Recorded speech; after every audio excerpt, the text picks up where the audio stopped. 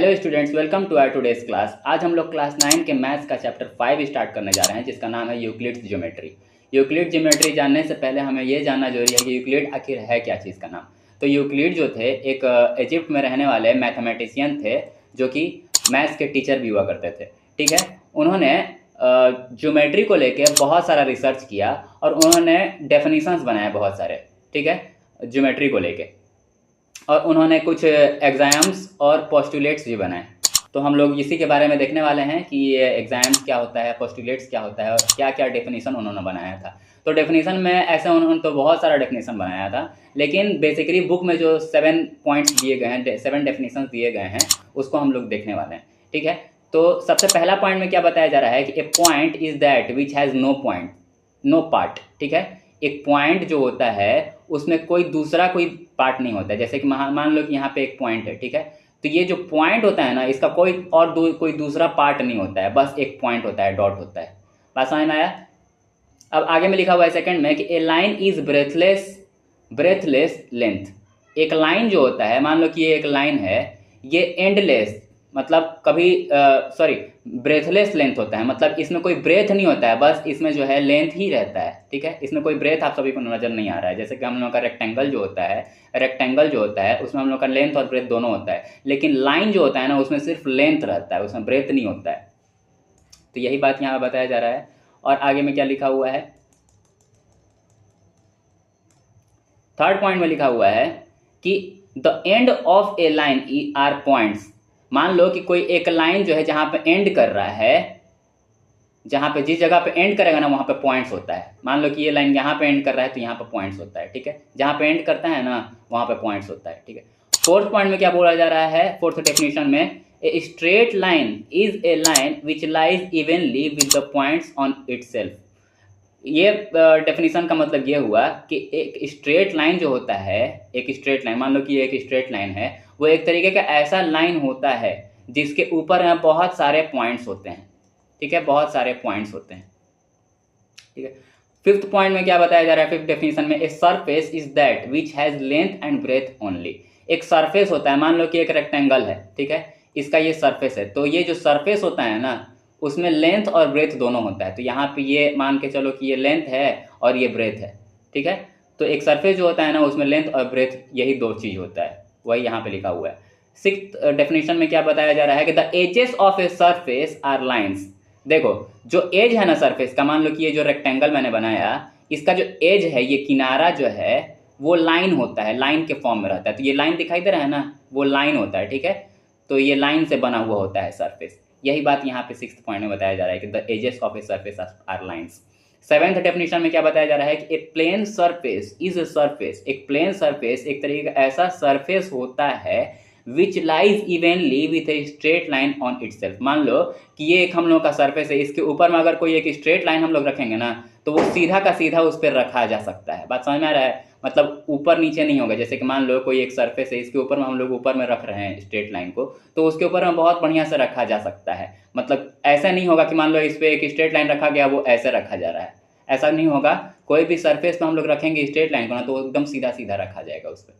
ठीक है, तो वही बोल रहा है, प्लेन सरफेस का बात कर रहा है कि कोई एक प्लेन सरफेस रहेगा। तो ये प्लेन सरफेस नहीं है, मान लो कि उबड़ खाबड़ है यहाँ पे, ठीक है, ऊपर नीचे है, तो इस पर हम लोग जब स्ट्रेट लाइन को रखेंगे तो वो बढ़िया से नहीं रखा पाएगा। लेकिन अगर वो प्लेन सरफेस होगा तो उस पर हम लोग जब स्ट्रेट लाइन को रखेंगे तो वो सीधा उस पर रखा जा सकता है। अब आगे में हम लोग नेक्स्ट पेज में जाने से पहले ये चीज़ को हम लोग समझ लेंगे कि एग्जाम्स और पोस्टुलेट हम लोग नेक्स्ट पेज में पढ़ने वाले हैं। ठीक है, तो एग्जाम्स और पोस्टुलेट क्या होता है उसको पहले हम लोग को समझना जरूरी है। एग्जाम्स और पोस्टुलेट जो होता है ना, वो एजम्पशन होता है, एजम्पशन होता है जो कि हम लोग मानते हैं कि वो यूनिवर्सल ट्रूथ होता है। मतलब कि एग्जाम्स और पोस्टुलेट्स को हम लोग एजम्पशन मानते हैं, कोई भी चीज़ को, ऐसा चीज़ को हम लोग एजम्प करते हैं, मानते हैं कि वो सच है। जैसे कि मान लो कि हम लोग का एक पॉइंट है। अब पॉइंट जो है तो इसको हम लोग कैसे डिफाइन कर सकते हैं? तो पॉइंट है तो हम लोग जानते हैं कि एक पॉइंट है, एक डॉट है। ठीक है, तो ये यूनिवर्सल ट्रूथ है कि एक पॉइंट है, इसको डिफाइन नहीं किया जा सकता है। तो हम लोग एजम्पशन करते हैं, मानते हैं कि ये एक तरीके का पॉइंट है, इसको डिफाइन करने के लिए हम लोग डिफाइन नहीं कर सकते हैं। वही यहाँ पे बोला जा रहा है कि कोई प्रूफ नहीं होता है इसका कि एक पॉइंट है, या तो कोई एक लाइन है तो इसको प्रूफ नहीं कह सकता है कि एक लाइन।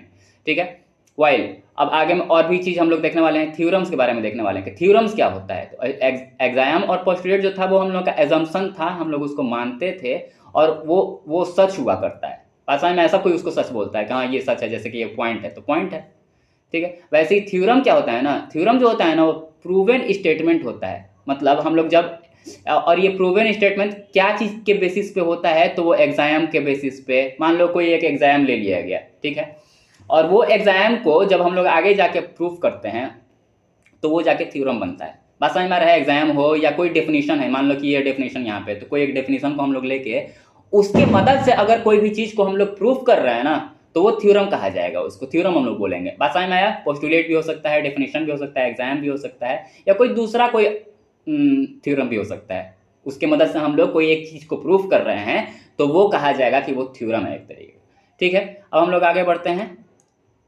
नेक्स्ट पेज पे। नेक्स्ट पेज में हम लोगों को एग्जाम के बारे में देखना है, ठीक है। तो एग्जाम जो है, एग्जाम में ये जो यूक्लिड हमारे मैथमेटिशियन थे, ये इन्होंने एग्जाम का भी बहुत सारा पॉइंट्स बनाया था, ठीक है। तो एग्जाम में पहला पॉइंट में क्या बताया जा रहा है कि things which are equal to the same thing are equal to one another. मतलब कि कोई एक थिंग, मान लो कि दो थिंग का बात किया जा रहा है, कोई दो चीज है, ठीक है। थिंग्स विच आर इक्वल, मान लो कि ये एक ए है और ये एक बी है, ठीक है। और ये जो दोनों है things which are equal to same thing, मान लो कि ये जो है ये सी के बराबर है और ये बी जो है ये भी सी के बराबर है। बात समझ रहे हो लोग। मतलब दो चीज था वो सेम चीज के साथ इक्वल है। बात समझ रहे हो लोग। ये ए बी के सी के साथ इक्वल है और बी भी सी के साथ इक्वल है, तो ये जो ए और बी होगा ना, ये भी दोनों बराबर होगा। बात समझ में आ रहा है। तो यही फर्स्ट पॉइंट में बताया जा रहा है। सेकेंड पॉइंट में क्या बताया जा रहा है कि if equals are added to equals the wholes are equal. मान लो कि ये 4 है, ये 4 है, ये दोनों इक्वल है, ठीक है। और अगर इन दोनों इक्वल्स में कोई दो इक्वल चीज ऐड किया जाए, मान लो यहाँ पे भी 2 ऐड किया गया, यहाँ पे भी 2 ऐड किया गया, तो जो आएगा रिजल्ट ना इसका, वो भी इक्वल आएगा। बात समझ रहे हो लोग। तो यही सेकंड पॉइंट है, बोल रहा है कि if equals are added to equals, मतलब ये दोनों इक्वल है और इन दोनों में भी इक्वल ही ऐड किया जा रहा है, दो ही ऐड किया जा रहा है, तो उसका रिजल्ट भी इक्वल ही आएगा, ठीक है। आप लोग एग्जाम्पल करके देख सकते हो, दूसरा क्वेश्चन भी, दूसरा एग्जाम्पल भी करके अपने से भी देख सकते हो, वो इक्वल ही आएगा हमेशा, ठीक है। थर्ड पॉइंट में क्या बताया जा रहा है, if equals are subtracted from equals. मान लो कि 4 और 4 इक्वल्स था, उसमें से इक्वल ही सब्ट्रैक्ट कर रहे हैं हम लोग, 2 और 2 दोनों में सब्ट्रैक्ट कर रहे हैं, तो दोनों का रिजल्ट जो आएगा ना वो भी इक्वल ही आएगा। देखो यहाँ पे भी 2 आया, यहाँ पे भी 2 आया, तो वही इन्होंने एग्जाम में लिखा हुआ है थर्ड पॉइंट में। फोर्थ पॉइंट में क्या बताया जा रहा है कि things which coincide with one another are equal to one another. मान लो कि ये एक मैंने एक पेज का टुकड़ा लिया हुआ है, ये ए है, ठीक है। एक और मैंने एक पेज का टुकड़ा लिया हुआ है, ये बी है, ठीक है।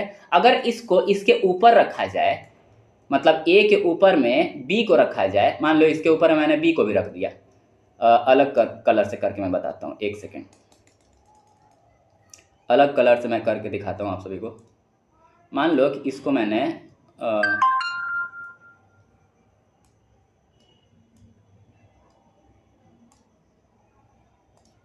ये ग्रीन कलर का एक चीज़ है और ये जो बी है और ए जो है रेड कलर का, ठीक है। ये जब हम लोग ग्रीन को इसके ऊपर रखेंगे, बात समझ में आ रहा है मैं क्या बोलना चाह रहा हूँ। मान लो ये रेड था पहला वाला और इसके ऊपर में हम लोग ग्रीन को रखे और ये पूरा का पूरा ए बी जो है ए को ढक ले रहा है, तो इसका मतलब ये है कि ए और बी दोनों बराबर साइज का है, दोनों बराबर इक्वल है।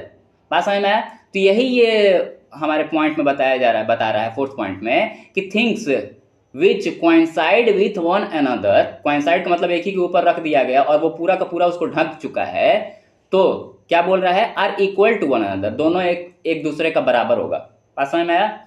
अब फिफ्थ पॉइंट में क्या बोल रहा है, the holes is greater than the part. मान लो कोई एक पार्ट है, कोई एक मान लो पिज्जा का टुकड़ा है, ठीक है। पिज्जा पूरा का पूरा ये एक पिज्जा है, ठीक है। ये पूरा का पूरा एक पिज्जा है और पिज्जा का जो पार्ट होगा, मान लो एक स्लाइस हम लोगों ने काट लिया, इसमें से काट के निकाल दिया, तो ये जो स्लाइस है ना, ये पूरा का पूरा पिज्जा का से, मान लो ये पूरा पिज़्ज़ा था और उसका एक स्लाइस काट के निकाला गया, तो ये जो स्लाइस होगा ना ये पूरा का पूरा पिज़्ज़ा से छोटा होगा, या तो ये पूरा का पूरा पिज़्ज़ा जो होगा ना ये स्लाइस से बड़ा होगा। बड़ा तो होगा भाई, नॉर्मल सी बात है कि ये पूरा का पूरा पिज़्ज़ा का एक हिस्सा था, एक पार्ट था, तो ये छोटा ही होगा ना ये पूरे के पूरे पिज़्ज़ा से। तो वही बात यहाँ बताया जा रहा है कि the whole is greater than the part, ये पूरा का पूरा जो होल है, होल पिज़्ज़ा है, ये पार्ट से बड़ा होगा, यही बात यहाँ बताया जा रहा है। आगे में और क्या लिखा हुआ है 6th पॉइंट में, things which are double of the same thing are equal to one another. यहाँ पे इसको मैं लिख के दिखाता हूँ 6th पॉइंट में क्या बोल रहा है। 6th और 7th पॉइंट दोनों सेम एक ही जैसा है, सेम नहीं है एक ही जैसा है। Things which are double of the same thing, मान लो कि यहाँ पे एक 4 है और यहाँ पे एक 4 है, ठीक है, ये सेम चीज का डबल है। मान लो कि ये 4 क्या था, 2 का डबल था, ठीक है, और ये भी 4 जो था यही 4 का ये 2 का दुगना किया गया तो 4 हुआ। क्या बोल रहा है यहाँ पे, things which are double of the same thing. मान लो कि ये दो चीज था अलग अलग, है ना। अभी हम लोगों को 4 4 लिख दिया जा रहा है, इसलिए हम लोगों को पता चल रहा है कि ये 4 4 है। लेकिन अगर कोई दो चीज किसी एक चीज से दुगना किया जाए तो ये भी उतना ही आएगा, और इसको भी दुगना हम लोग करेंगे तो उसका भी यही आएगा। तो ये दोनों जो है ना, ये जो हम लोग का दोनों है ये दोनों सेम है। इसका मतलब कि मान लो कि यहाँ पे 2 रख देंगे तो यहाँ पे 4 और यहाँ पे 4 आएगा, तो ये दोनों बराबर आया ना। बात समझने की कोशिश करो मैं क्या बोलना चाह रहा हूँ, मैं फिर से इसको रिपीट कर देता हूँ।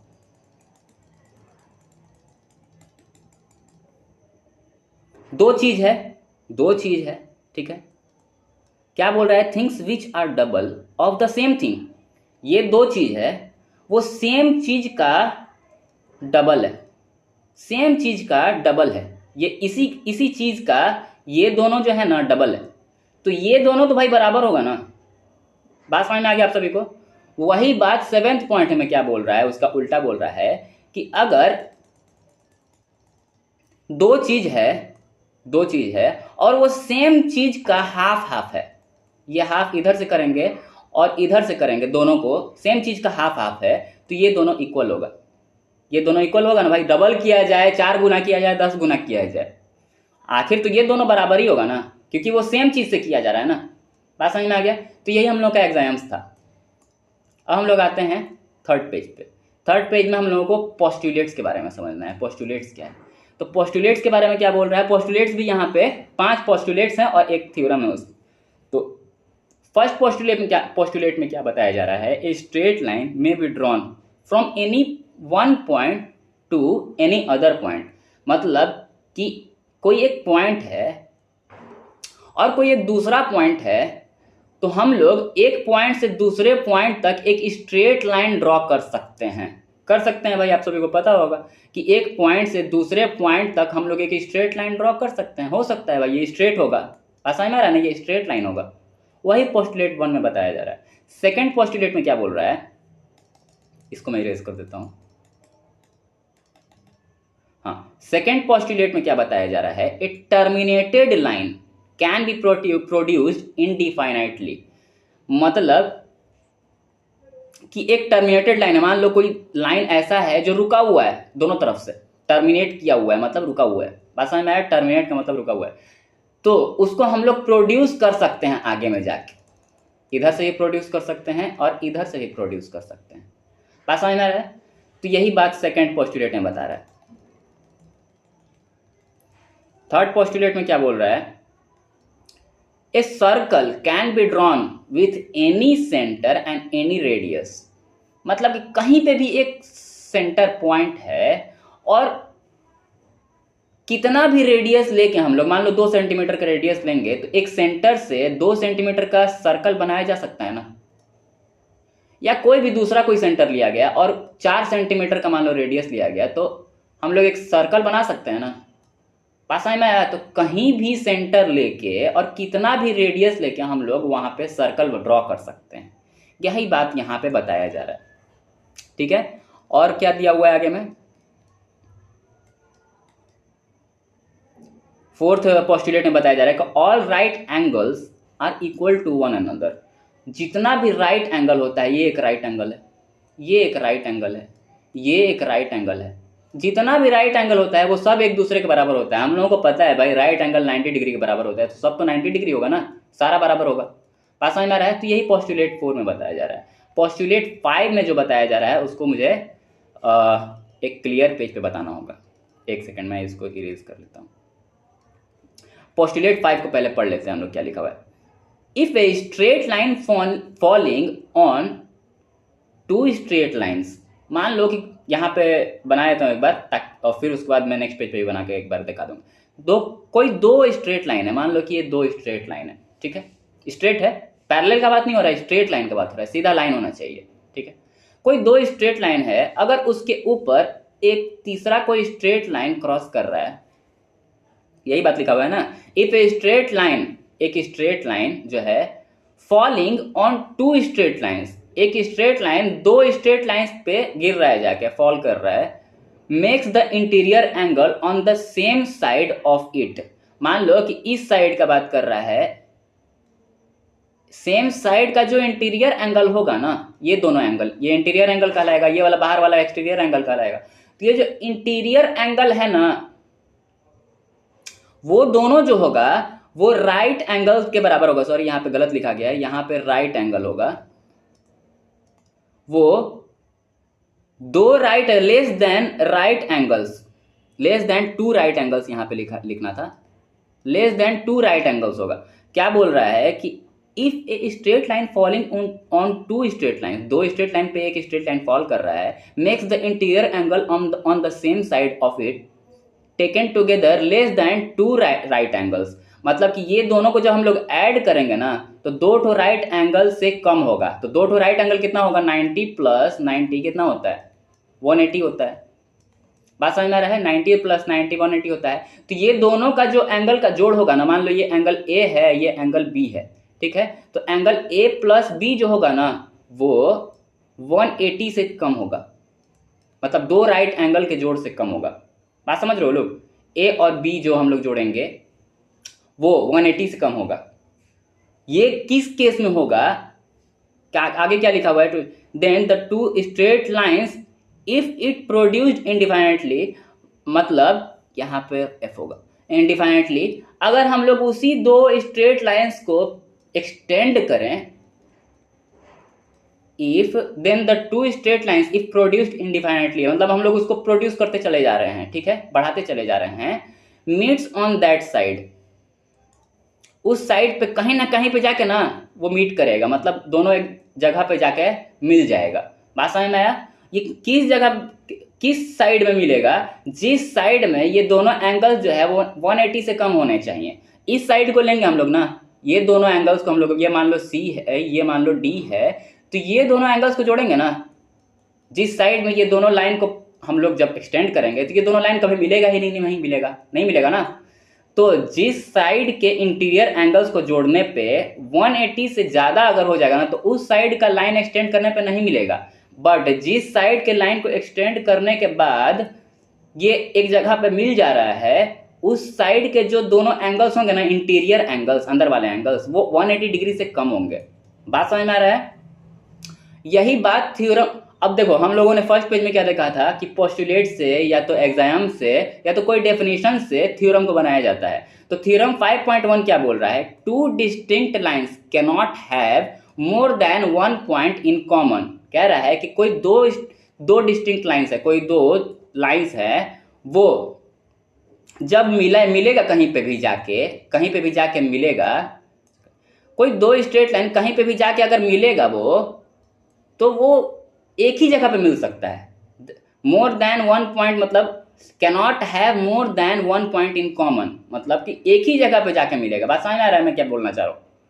एक से अधिक जगह पे जाके उसका पॉइंट नहीं मिलेगा, एक ही जगह पॉइंट मिलेगा। तो क्या बोल रहा है ये थ्योरम में, two distinct lines cannot have more than one point in common. अब भाई ये एक जगह पे मिल गया, तो अब कहाँ से, ये तो एक्सटेंड करेंगे तो और दूर चलते चला जाएगा। बात समझ में आ रहा है? तो एक ही पॉइंट होगा ना कॉमन में। तो यही बात यहाँ पे थ्योरम, पोस्टुलेट्स, एग्जाम्स और डेफिनेशंस में यूक्लिड जो थे, मैथमेटिशियन थे, मैथ्स के टीचर थे, 300 BC के टाइम पे थे, ठीक है। उन्होंने ये सारा रिसर्च किया ज्योमेट्री के बारे में, और फिर उसके बाद ज्योमेट्री के बारे में बहुत सारा रिसर्च करके हम लोग उसके बारे में पढ़ रहे हैं आज, ठीक है। तो अब हम लोग नेक्स्ट पेज से देखते हैं इसके क्वेश्चंस को 5.1। और हाँ, मैं एक चीज़ और क्लियर करा देता हूँ कि 2023-24 वाले बुक के हिसाब से, सिलेबस के हिसाब से हम लोग को सिर्फ 5.1 एक्सरसाइज देखना है।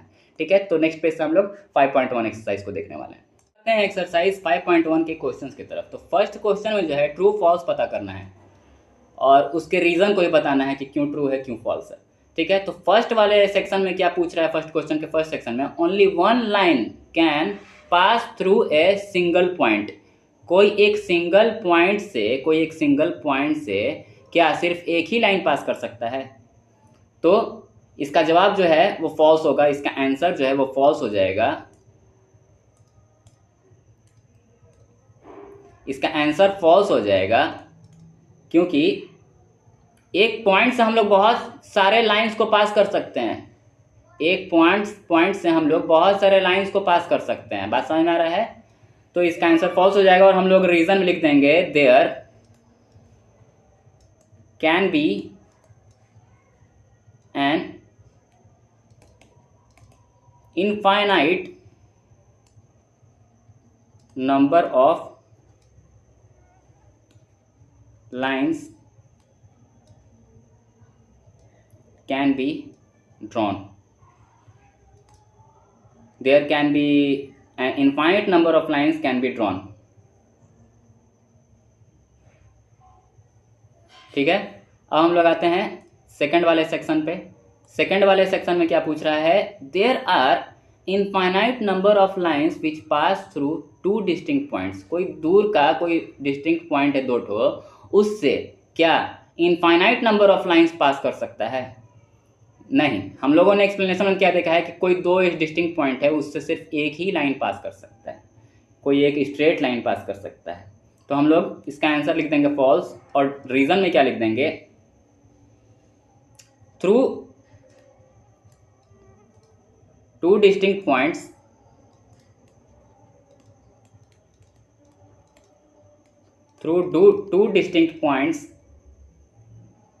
there can be only one straight line can pass। ठीक है, अब हम लोग आते हैं थर्ड सेक्शन पे। थर्ड सेक्शन में क्या पूछ रहा है, a terminated line can be produced indefinitely. A terminated line can be produced indefinitely on both side.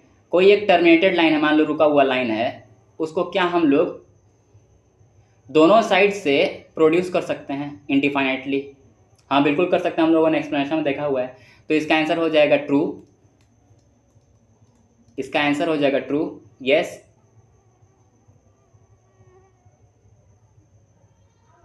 A line that is terminated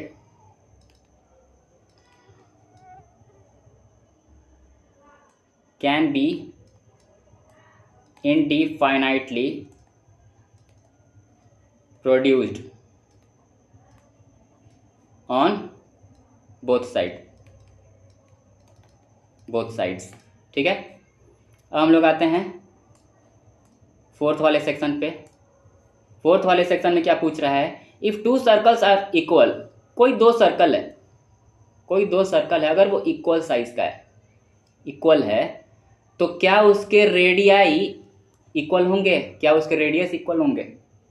तो हाँ, बिल्कुल इक्वल होंगे क्योंकि वो सर्कल ही इक्वल है ना। तो यहाँ पे आंसर इसका ट्रू हो जाएगा और रीजन में हम लोग लिख देंगे the radii of two circles are equal. The radii of two circles are equal when the two circles are equal।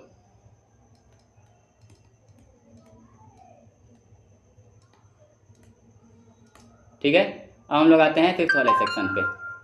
Fifth वाले सेक्शन में क्या पूछ रहा है, if A B equal to P Q. यहाँ पे फिगर दिया हुआ है, अगर ए बी पी क्यू के इक्वल है और ये पी क्यू एक्स वाई के इक्वल है, तो क्या ये और ये दोनों इक्वल होगा? हम लोगों ने एक्सप्लेनेशन में देखा हुआ है, मैंने एग्जांपल में बताया हुआ था कि ए जो है सी के बराबर है, बी जो है बी सी के बराबर है, तो ए और बी दोनों बराबर होगा ना। तो वही हम लोगों का यहाँ पे अप्लाई हो जाएगा। हम लोग आंसर में लिख देंगे ट्रू, इसका आंसर ट्रू हो जाएगा अकॉर्डिंग टू एग्जाम 1। ठीक है, एग्जाम 1 में हम लोगों ने देखा। तो क्वेश्चन नंबर 2 में पूछा गया है, give a definition for each of the following terms, are there other terms that need to be defined first, what are they and how might you define them.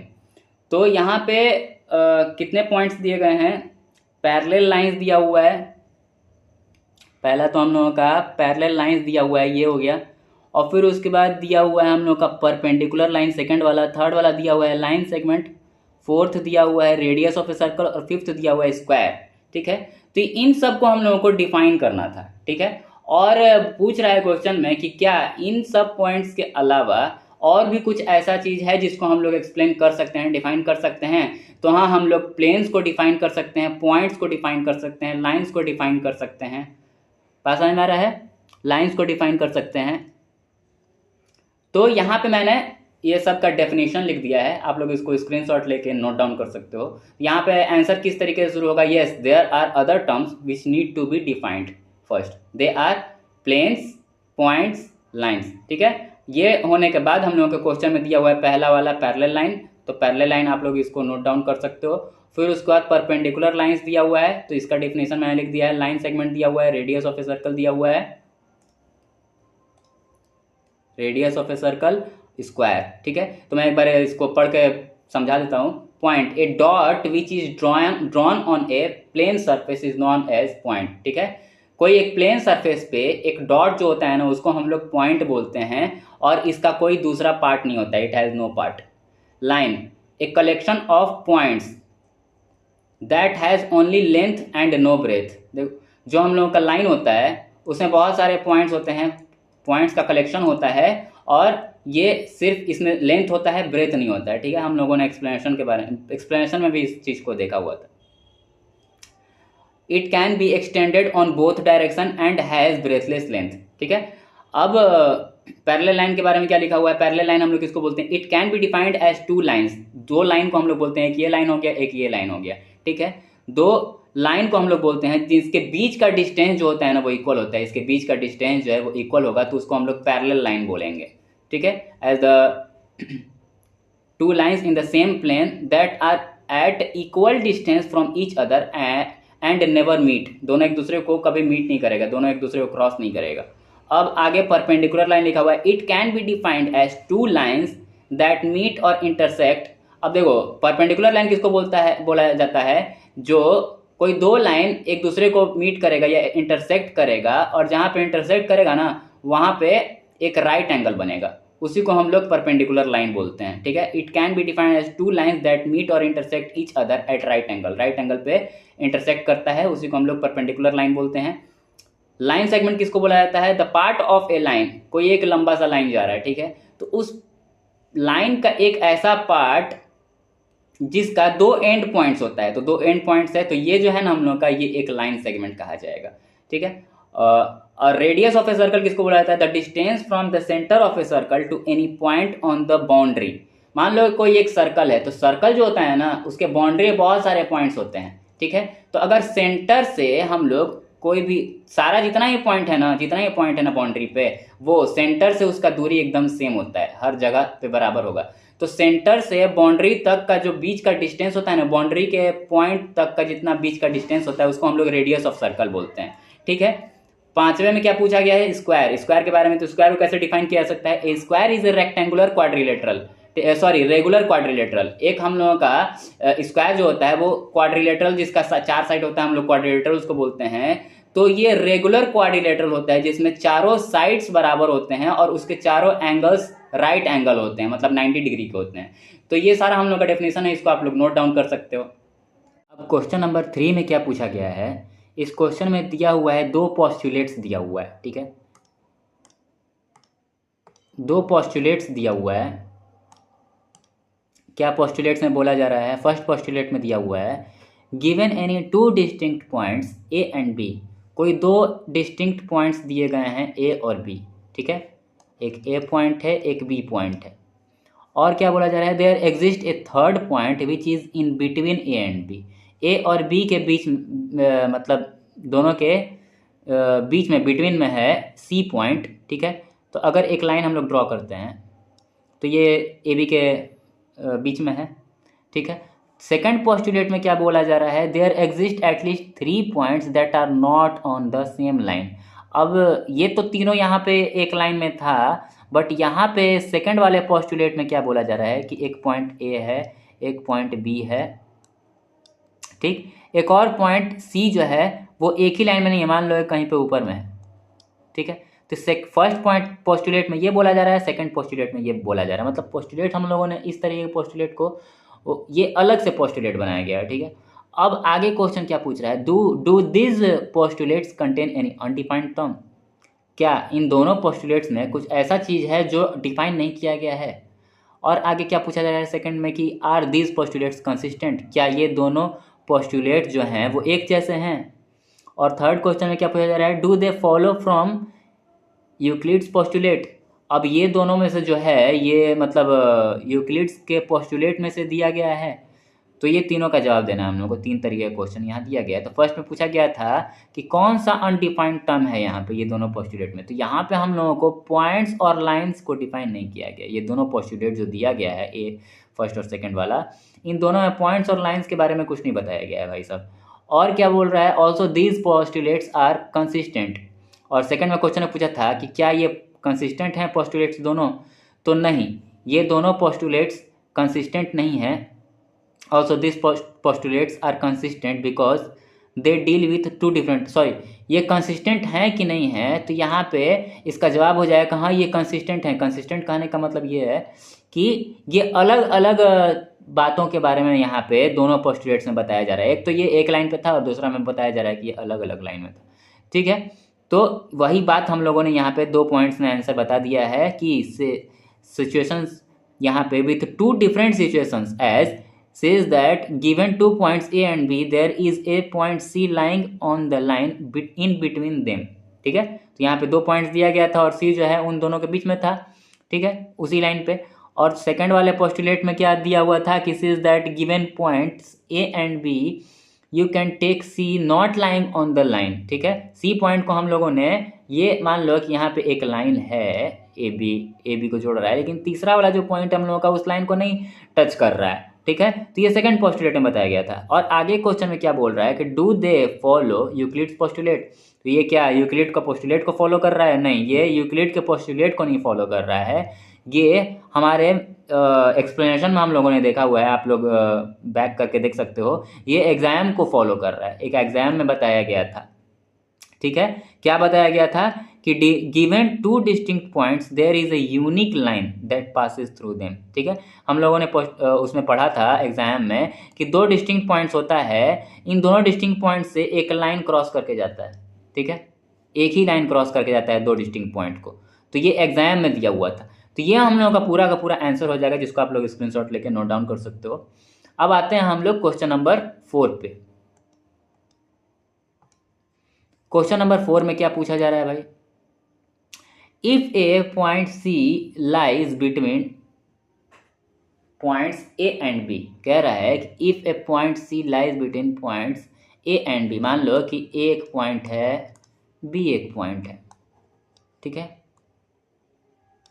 और सी पॉइंट जो है इन दोनों के बीच में है, lies between two points A and B, ठीक है। A point C lies between 2 points A and B, A और बी के बीच में है, सच दैट, और केस क्या, कंडीशन क्या दिया गया है कि ए सी जो है वो बी सी के बराबर है। मतलब यहाँ से यहाँ का डिस्टेंस और यहाँ से यहाँ का डिस्टेंस बराबर है, ठीक है। Then prove that A C equal to half A B. Proof हम लोगों को क्या करना है कि ए सी जो है वो हाफ ए बी के बराबर है। तो कैसे इसको हम लोग प्रूफ कर सकते हैं? तो इसमें हम लोगों को क्या करना होगा,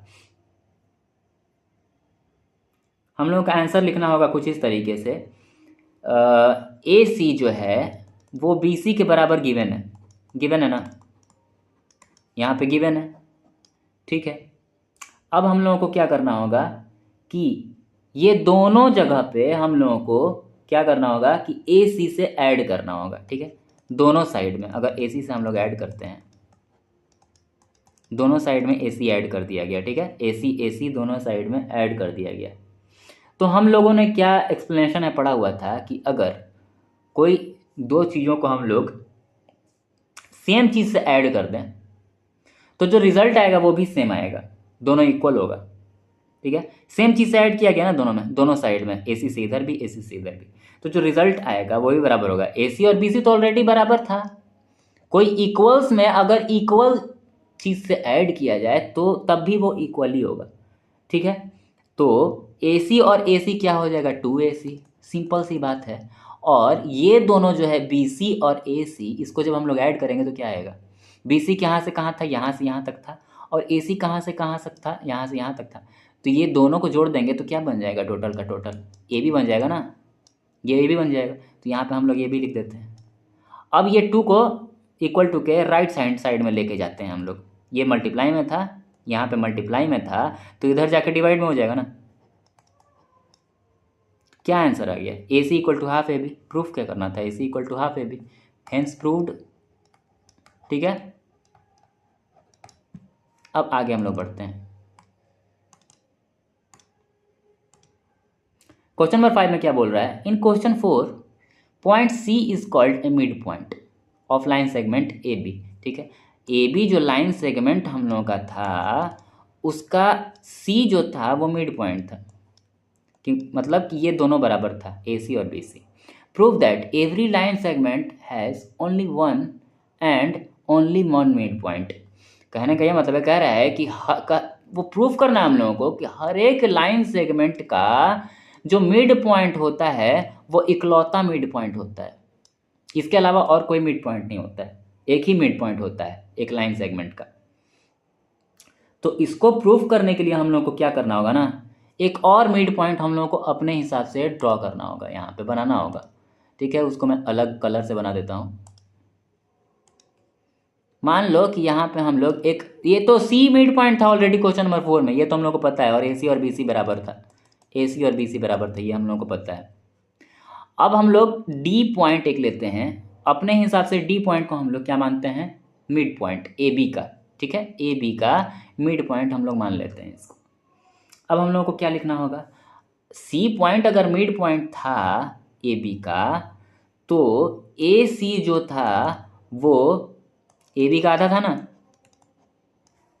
सी अगर मिड पॉइंट था तो ए बी का आधा ए सी था ना भाई साहब, हम लोगों ने प्रूफ किया है इसको जस्ट, ठीक है। तो इसको मान लिया जाए 1।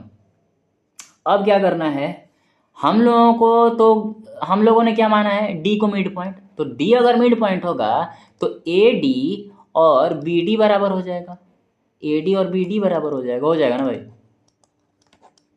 तो हम लोग क्या यहाँ पे लिख लेते हैं, A D equal to half A B, हम लोगों के हिसाब से। हम लोगों को क्या करना होगा, सब्ट्रैक्ट करना होगा 2 से 1 को, ठीक है। तो सब्ट्रैक्ट करने के बाद इससे इसको सब्ट्रैक्ट करना है, तो ए डी माइनस ए सी हो जाएगा ना, ए डी माइनस ए सी हो जाएगा। और ये हाफ ए बी है, ये भी हाफ ए बी है, तो हाफ ए बी में से हाफ ए बी घट के क्या बचेगा, 0 बचेगा, ठीक है। और ए डी माइनस ए सी, यहाँ पे ए डी यहाँ से यहाँ तक का डिस्टेंस है ए डी, और ए सी यहाँ से यहाँ तक का डिस्टेंस है, ठीक है। तो ए डी में से ए सी को घटाएंगे तो क्या बचेगा, सी डी बचेगा ना, और ये 0 के बराबर है। A D minus A C D था और इसके सामने 0 था, तो ये भी 0 हो जाएगा। तो सी और डी का डिस्टेंस 0 बता रहा है, सी और डी का डिस्टेंस क्या आया, यहाँ पे 0 आया है, मतलब यहाँ पे कुछ गैप ही नहीं है। ये जो डी पॉइंट हम लोगों ने एजम्पशन में लिया हुआ था, माना हुआ था, वो डी पॉइंट एक्चुअली में यहीं पे था। सी पॉइंट तो हम लोग का मिडिल पॉइंट ऑलरेडी था, और डी पॉइंट को भी हम लोगों ने माना था कि डी पॉइंट भी मिडिल पॉइंट है। ठीक है, तो मिडिल पॉइंट है तो ये बीच का डिस्टेंस खत्म हो जाएगा ना, ये तो यहीं पे आ जाएगा, कोइंसाइड कर जाएगा। और कोइंसाइड जब करेगा, यहाँ पे हम लोग लिख लेंगे क्या, C एंड D कोइंसाइड कर रहा है एक ही के ऊपर है, ठीक है। तो हम लोग का आंसर क्या हो जाएगा कि कोई भी लाइन सेगमेंट का एक ही इकलौता मिड पॉइंट होता है, ठीक है। यहाँ पे हम लोग क्या लिखेंगे, दस every line segment has one and only one midpoint, only one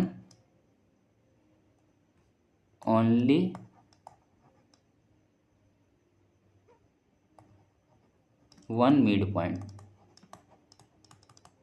ठीक है। अब हम लोग बढ़ते हैं नेक्स्ट क्वेश्चन पे। नेक्स्ट क्वेश्चन में क्या दिया हुआ है, इन फिगर 5.0, ये फिगर 5.10 है, क्वेश्चन में दिया हुआ है बुक में, A C equal to B D, A C equal to B और डी, ठीक है। A C equal to B D दिया हुआ है, गिवन है, A C equal to B D given, note कर लेंगे हम लोग पहले, तो ये हम लोग का आंसर हो जाएगा, ए C equal to B D. अब ए सी जो है हम लोगों का, ये ए सी यहाँ से यहाँ तक, ये क्या क्या मिल के बना है, A B plus B C को जोड़ेंगे तो ए सी के बराबर होगा ना। तो ए सी के नीचे हम लोग लिख लेंगे A B plus B C, और ये जो बी डी है ये क्या क्या जोड़ के बना हुआ है, बी सी और सी डी, तो बी डी के नीचे लिख देंगे B C plus C D, ठीक है, B C plus C D. Subtract B C from both side, यहाँ पे हम लोग क्या करेंगे, subtract B C from both side, दोनों साइड से हम लोग क्या करेंगे, बी सी सब्ट्रैक्ट करेंगे, ये यहाँ पे भी यहाँ पे भी, तो A B plus B C और B C plus C D था ना, दोनों साइड से हम लोगों को बी सी को सब्ट्रैक्ट करना है, बी सी को सब्ट्रैक्ट करना है। तो ये B C minus B C खत्म, ये B C minus B C खत्म, ठीक है। क्या बचा यहाँ पे, ए बी, यहाँ पे क्या बचा, सी डी, है ना, ए बी और सी डी बचा सिर्फ, बाकी सब तो खत्म हो गया है।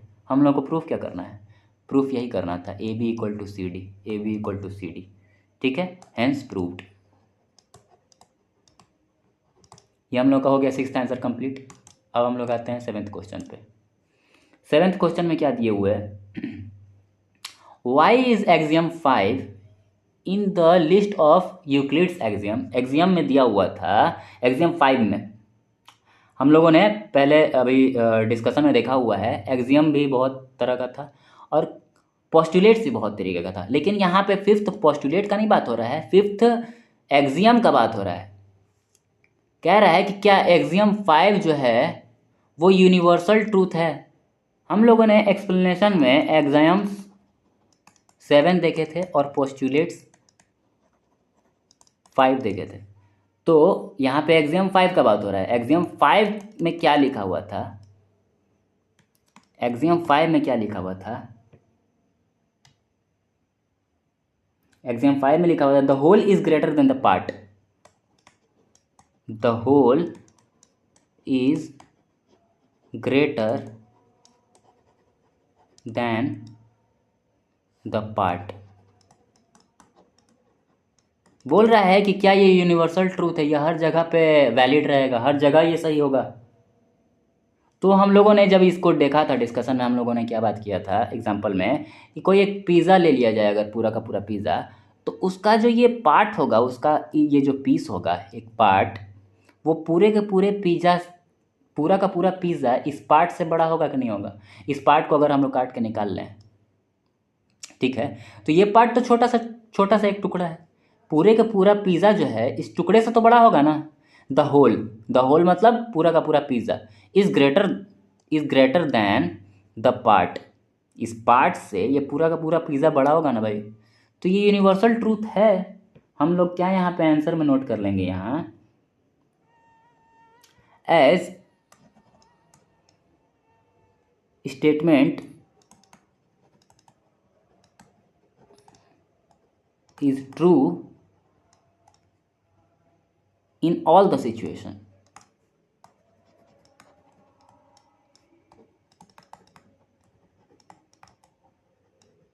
In all the situations. Hence, it is considered a universal truth.